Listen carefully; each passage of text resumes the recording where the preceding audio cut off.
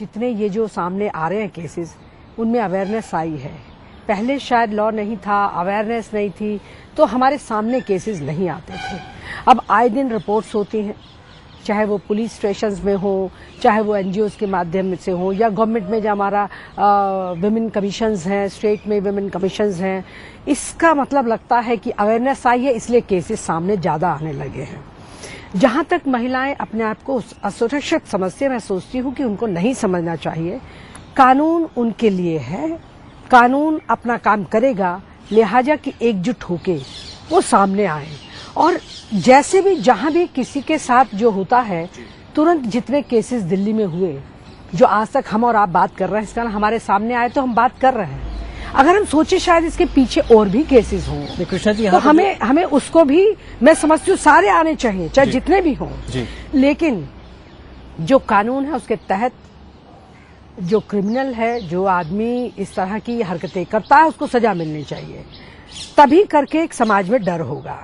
और उस डर के लिए मैं एक आप पूछे अगर जी, मैं यहाँ पर एक सवाल आपसे पूछना चाहता हूँ।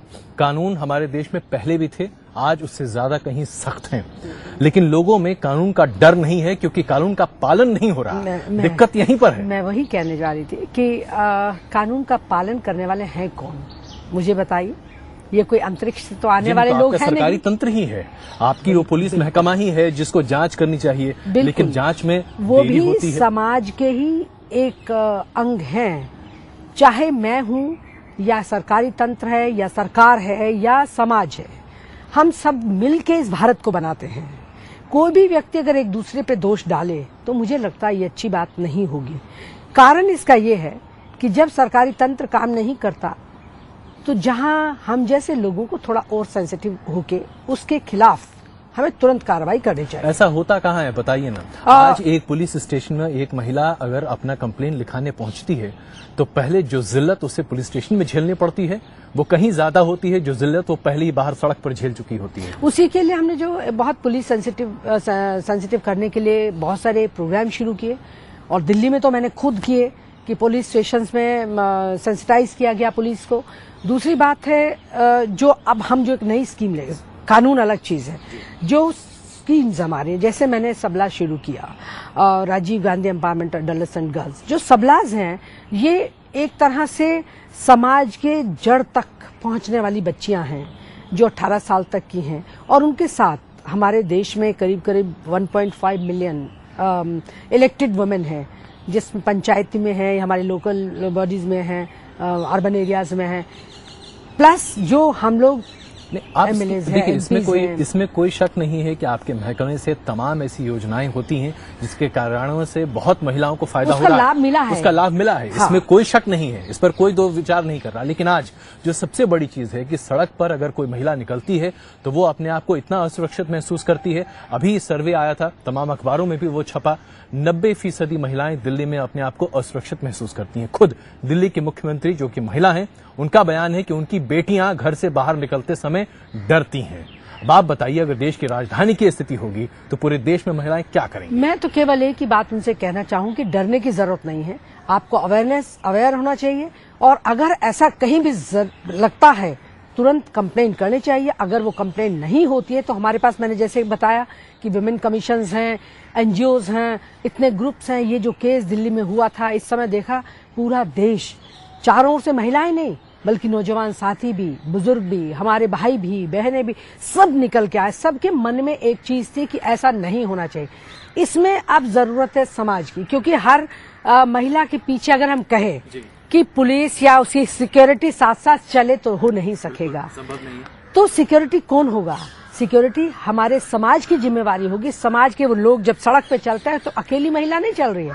अगर वो अकेली है, अगर कोई ईटीज कर रहा है, केवल वो भी अकेला नहीं है, समाज के और बहुत सारे लोग चलते हैं। समाज को अवेयर करने की जरूरत है। समाज को आगे बढ़ के कदम उठाना चाहिए और मजबूती से उसके खिलाफ उन्हें बोलना चाहिए। चलिए, हम आपसे इस बारे में भी जानेंगे, लेकिन पहले जरा हमें 2-3 बातें और समझा दीजिए।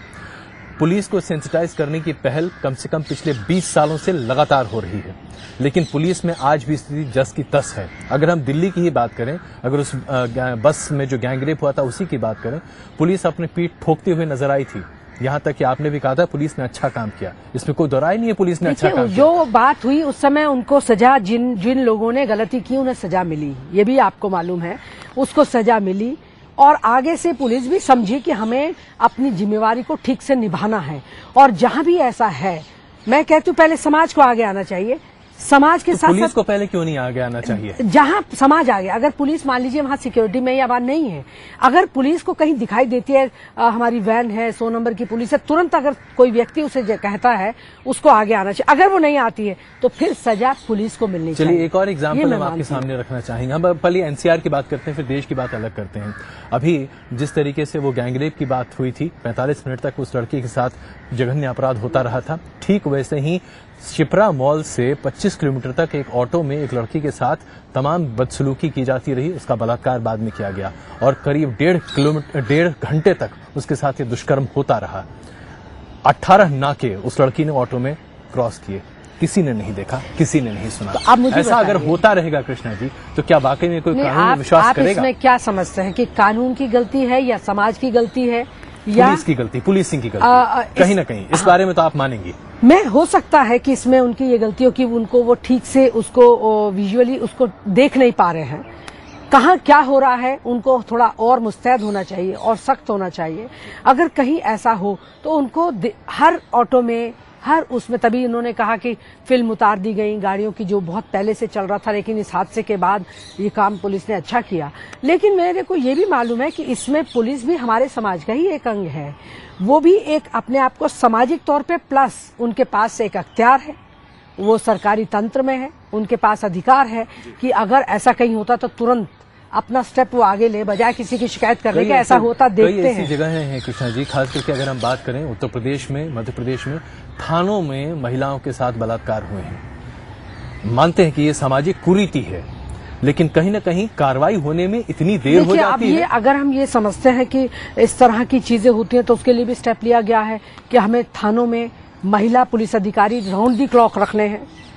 उसके साथ महिला पुलिस स्टेशन अलग होने चाहिए। शाम के वक्त, शाम के बाद महिला को वाहन नहीं ला सकते, ये पहले से ही है और रहती भी नहीं है। अगर कोई ऐसा रखता भी है तो वो उसको दंड दिया जाता है उस पुलिस स्टेशन को या अधिकारी को या जो भी है। जब सामने, मैं समझती हूँ इसके लिए फिर जागरूकता जरूरी है समाज में, और उस व्यक्ति के साथ जिसके साथ हो रहा है उसको शक्ति के साथ आगे आना पड़ेगा। तभी भी आप देखिए, जब भी कहीं जंग होती है, कुछ परेशानी आती है, युद्ध होता है, तो हमें पूरी ताकत से वो युद्ध लड़ना पड़ता है। कृष्णा जी, आप तो खुद ही इस मामले में बहुत सेंसिटिव रही हैं। समाज की बुराई है, सामाजिक बुराई है। सामाजिक बुराई को हमें बहुत ही सख्त तरीके से लेना पड़ेगा एक बार, लेकिन जब वो समझ जाएंगे कि हमारे समाज में ही बुराई को खत्म करने के लिए सब में जागरूकता है, तो ये बात ठीक हो सकेगी। इसमें अब एक बहुत बड़ी चीज है जिस पर आप वाकई में अपनी राय सामने रखें। बतौर महिला, अगर कोई बदतमीजी करे, पहले तो आप इसी से आक्रोशित होते हैं और उसके बाद आप इस बदतमीजी को लेकर एक अधिकारी के पास पहुंचते हैं और वो बजाय इसके कि उस पर फौरन कार्रवाई करे, उसका रवैया ये होता है कि उसमें आपके और मजे लेने लगता है। यही होता है और यही मानसिकता बन जाती है। ये सामाजिक इसी मानसिकता, तो इसका मतलब ये हुआ कि हमें कुछ आदमियों की मानसिकता को बदलने की जरूरत है। जो लोग पुलिस में काम कर रहे हैं उसकी मानसिकता कैसे बदली जाए? देखिए, ये बदली जाएगी सख्त कानून से, सख्त कार्रवाई से। अगर ये पता चले किसी महिला के साथ ऐसा हुआ और उसने किया, तो एक पुलिस अधिकारी के साथ इतना दंड दिया जाए कि बाकियों के लोगों को पता चले कि अगर ऐसा किया तो हमारे साथ ये अपराध का ये दंड मिलेगा। दूसरी बात यह कि हमें माइंडसेट चेंज कर लेंगे समाज में, कहीं अब बिल्कुल ग्रासरूट लेवल से उठाना होगा। इसमें समय लग सकता है थोड़ा सा, तो इसीलिए जब हम घर में बच्चे, लड़के और लड़की, अभी तक क्या है, पुरुष प्रधान देश रहा है और उसमें पुरुष ही समझता है कि महिला केवल चार दीवारी में काम करे, या महिला जो हमारी बात माने, अगर वो कहीं उसके ज्यादा अग्रेसिव होके आगे आती है तो उसकी शायद अंदर की भावना को झकझोरती है, और इसीलिए उसको वो शायद बदले की भावना से, या क्या मानसिकता, मैं आज तक उसको नहीं समझ पाई हूँ कि क्यों। इस मानसिकता को बदलने के लिए हमें बिल्कुल बचपन से उस बच्चे को समझाना होगा। घर में जब लड़का है या लड़की है, माँ बाप को, दादी दादा को, जो भी बड़े घर में है, दोनों को बराबर का हकदार बनाना है, बराबर का समझाना। ये नहीं है कि लड़का तो दूध पिएगा, लड़की नहीं पिएगी, लड़की बर्तन उठा के रख के लाएगी, बिल्कुल ये एक सामाजिक परिवर्तन की जरूरत है। इसी परिवर्तन से आगे परिवर्तन, जो मानसिकता में परिवर्तन आएगा, इसीलिए हम स्कीम एक लेके आए। सबला हम पहले लेके आए थे। हम सोचते रहे महिलाएं जो अबला कहते हैं इसको हम सबला बना दें, Rajiv Gandhi empowerment adults and girl. हमने उसको अडल्ट्स एंड गर्ल को इतना सख्त बनाया, स्किल डेवलप किया, हर तरह से उसको सशक्त बनाने की कोशिश की, ट्रेनिंग देना शुरू किया। लेकिन मुझे जब लगा, जब मैंने ऐसे केसेस देखे कि इसमें बदलाव नहीं आएगा, समाज में बदलाव लाने के लिए हमें पुरुष मानसिकता को बदलना होगा। तो अब हम स्कीम एक लेके आ रहे हैं, सक्षम अडल्ट्स एंड बॉयज के लिए। सेम उसी पैटर्न पे वही 11 साल से 14 साल तक के लड़के जिनको हम स्किल डेवलप करेंगे, महिलाओं के प्रति आप ये तमाम स्कीम्स ला रही हैं। आपकी वही तो मैं आपसे कह रहा हूँ, इस बारे में तो कोई दो राय नहीं है कि आपका मंत्रालय जो कर रहा है। फिर तो अगर दो राय भी नहीं है, राय नहीं है, लेकिन जो वास्तविकता समाज को बदलना होगा। आप जरा सिर्फ आंकड़ों की बात देखिए। मैं आंकड़ों पे नहीं जाती। देखिए ना, मैं आपकी बात 45 दिन में 181 बलात्कार सिर्फ दिल्ली में, मैं समझती हूँ। और आप सोचिए ये बहुत गलत बात है। 24,000 बलात्कार की घटनाएं अगर पिछले साल दर्ज होती हैं तो अभी इस साल में ही, इतने दिनों में ही 8,000 दर्ज हो चुकी हैं। जाहिर सी बात है कहीं न कहीं बहुत बड़ा गड़बड़ है। इम्प्लीमेंटेशन का डर नहीं है। इम्प्लीमेंटेशन की बात नहीं है। इसके इंक्वायरी जब करते हैं तो उसमें कभी कभी कुछ और तरह की बात निकल के आती है कि कभी कैसा होता है कि किस तरह से पहले से चलता रहा और जब उसे लगा कि ये तो मेरा अधिकार है और उसने कंप्लेंट की, बहुत अच्छी बात है, हमने अवेयरनेस किया तो वो सामने आई, नहीं तो वो पिटती रहती, इस तरह से उसका बलात्कार होता रहता।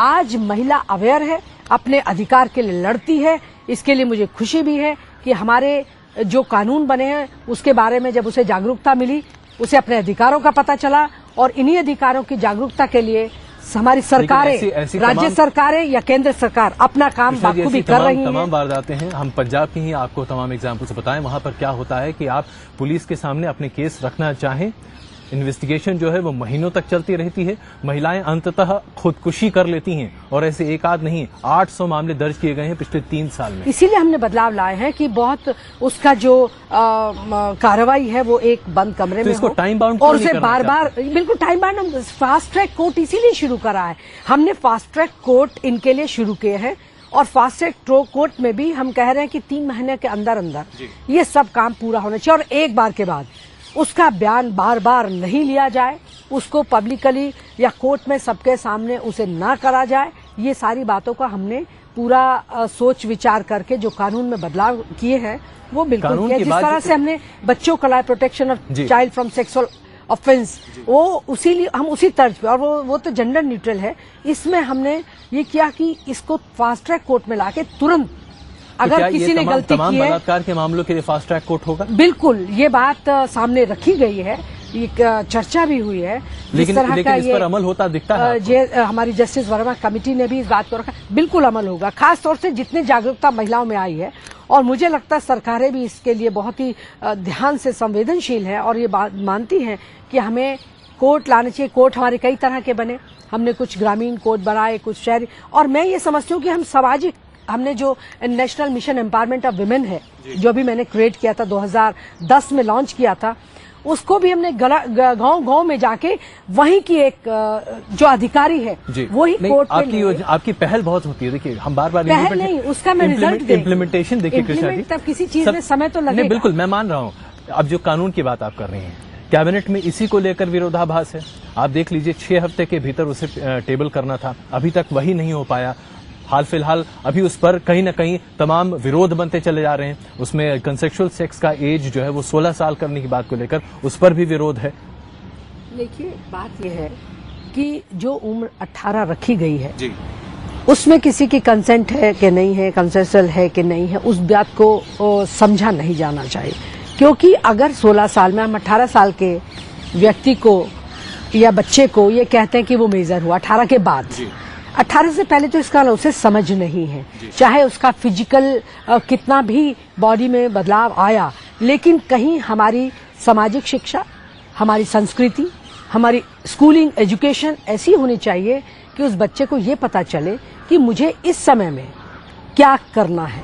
अगर उसका शिक्षा का समय है तो आपके हिसाब से 18 साल होना चाहिए इस वक्त? 18 साल इसीलिए क्योंकि जब हम 18 साल के वोट का उसको अधिकार दे रहे हैं, 18 साल का हम ये कहते हैं कि वो मेजर हुआ, अपनी सोच समझ से काम कर सकता है।